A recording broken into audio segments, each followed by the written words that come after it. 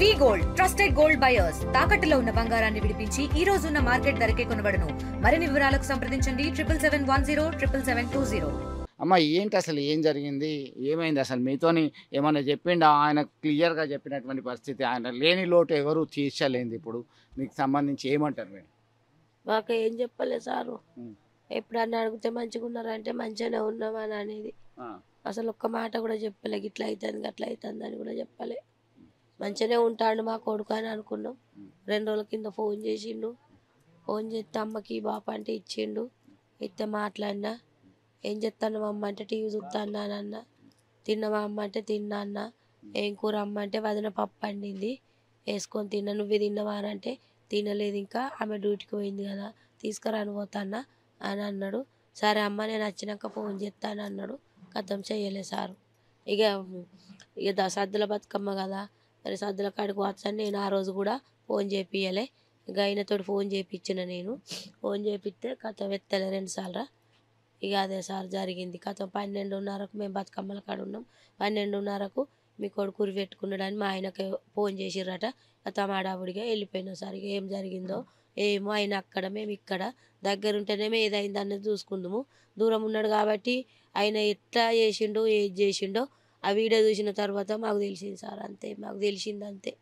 అంటే అమ్మ ఎవరిని ప్రేమించి పెళ్లి చేసుకున్నాడో ఆమె మీకు దగ్గర చుట్టాలే అంటున్నారు. ఆ వీడియోలో కూడా చెప్పడం జరిగింది. మీకు ఎప్పుడైనా చెప్పినరా? పెళ్ళి ఎప్పుడైంది అసలు? రాజుకి ఎప్పుడు పెళ్ళి అయింది? ఆయన యూట్యూబ్లో కూడా బాగా యాక్ట్ చేస్తున్నాడు, పాటలు కూడా బాగా పాడుతున్నాడు. అయినా ఆయనకున్న బాధను మీకు చెప్పిండా ఎప్పుడన్నా ఇట్లా జరుగుతుందని? ఎన్నడూ ఒకసారి బాగా రోజుల కింద అన్నాడు, కొట్టినా అన్నాడు. కొట్టినవా అన్న వాళ్ళు ఎందుకు కొట్టినవురా అని అంటే, నన్ను ఇట్లా బాగా పెళ్ళి అయిన కాంచి నా టార్చర్ భరించలేకపోతానమ్మా, నాకు దీన్ని అంత మంచిగా అనిపించలేదు అని అన్నాడు. మరి రా ఇడికి రా, నువ్వు ఎందుకు అంత టార్చర్ అనిపిస్తాను అంటే అన్నాడు. సౌందర్య నాకంటే 1 సంవత్సరం పెద్ద కదా, దీనికి నాకు పడతలేదు, నాకు మంచిగా అనిపించలేదు అని అన్నాడు. అన్నవల్ల నేనన్నా సరే కొడుకు నువ్వు ఇంటికి రా సప్పుడేక, మనం ఏదన్నోడు చేసుకుందామని అంటే కదా మళ్ళీ వాళ్ళ కాలే సరిదిద్దుకున్నారు. మళ్ళీ ఒకటైలు సార్. ఇక మళ్ళీ తెల్లారి ఫోన్ చేసి ఏమైందిరా ఇట్లాంటివి రాకపోతే అంటే ఇక మంచిగానే ఉన్నాము మమ్మీ అని అన్నాడు. ఇక అంతే. ఎవరు కారణం అంటారు? మీరు పోలీసులకి చెప్పారా, ఫిర్యాదు చేసినరా, ఏంటి అసలు? పోలీసులకు చెప్పినాం కానీ ఇక మేము ఇక మా కొడుకుకి రావాలి. ఇప్పుడు పోలీస్ కేసు అన్నాం అనుకో, ఆనే 2-3 రోజులు అవుతుంది, పోదు. బాగా దూరం ఉన్నది కదా, కొంచెం దగ్గర ఉంటేనేమో చర్య తీసుకుందాం. అయిపోయినాక 2 రోజులకా 3 రోజులకి వచ్చి మేము కేసు పెట్టుకుంటామని ఇంటికి వచ్చినాం సార్. అది జరిగింది. అది యూట్యూబ్ ఛానల్ నా కొడుకు పాటలు తీసేది కదా, అది కూడా 5 లక్షల ఛానల్ ₹1,00,000 అమ్మిచ్చింది.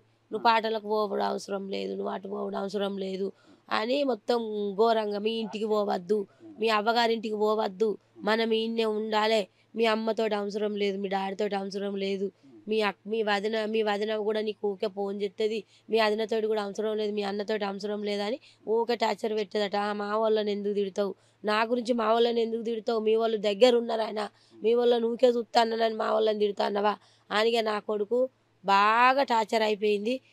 మా బాపును మా అమ్మని ఎందుకు బాధ పెట్టాలి, మా వాళ్ళని ఎందుకు తిట్టాలి ఇదని మానసికంగా కుంగిపోయి నా కొడుకు అది చేసుకున్నాడు సార్. జరిగింది అది, మాకు తెలిసింది అది. నా కొడుకు దగ్గర ఉంటే మేము ఏదో ఎట్లా చేసుకుందాం కానీ కానరాని రాజ్యాన్ని ఉన్నాడు. అక్కడి విషయాలు మాకు ఎక్కడ తెలుస్తాయి సారు. నా ఇంటికాడు ఉంటే భార్య భర్తలకు లొల్లి వచ్చినా కానీ ఎందుకని మేము సరిదిద్దుకునేటోళ్ళం. కానీ దూరాన్ని ఉన్నారు, వాళ్ళ మధ్యలో ఉన్నది నా కొడుకును చంపింది.